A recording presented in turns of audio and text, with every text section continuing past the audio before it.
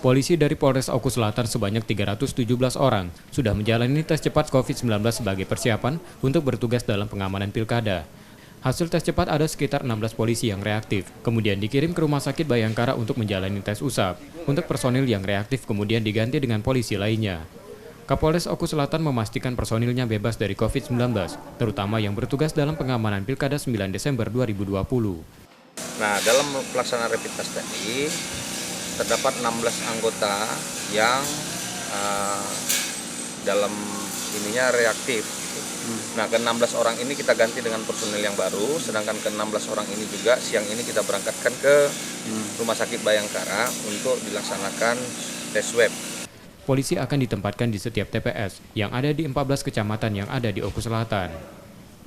Setia Budi, Kompas TV, Ogan Komering Ulu Selatan, Sumatera Selatan.